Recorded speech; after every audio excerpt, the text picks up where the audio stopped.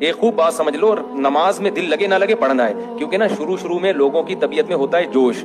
وہ کیا کرتے ہیں، یہ سوال بہت لوگ پوچھتے ہیں کہ جوش ہوتا ہے پہلے دن تو آئیں گے مصلی بچھا کے رومال پہلے ڈال کے چلے جائیں گے میری جگہ ہی، بڑے خوشبو و خضوع سے نے یوں کر کے نماز کی نیت باندھی، کسی نے یوں کیا، کسی نے یوں کیا، کسی نے یوں کیا، بڑے خوشبو و خضوع سے کھڑے ہوئے، پھر جناب بڑا مزہ آ رہا ہے، اور 2 4 3 4 5 6 دن کے بعد بولا یار یہ کیا مسئلہ ہو گیا اپنے.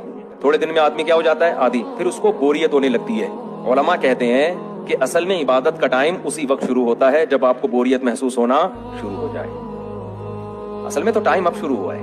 تو جو آپ کی طبیعت میں جوش تھا نا نماز کا، دعاؤں کا، وہ تو ہو گیا. اب جب آپ کو بوریت شروع ہو رہی ہے، دل میں اکتاہٹ ہو رہی ہے، اب اصل میں عبادت کا ٹائم شروع ہوا ہے. تو اس لیے کام کو فوکس کیا کرو، اس کو فوکس نہ کیا کرو کہ میرا دل لگ رہا ہے یا نہیں لگ رہا، مزہ نماز میں آ رہا ہے یا نہیں آ رہا. کام کو فوکس کرو، جو اللہ نے ڈیوٹی لگائی ہے، ہم اس اللہ خوش ہوتا ہے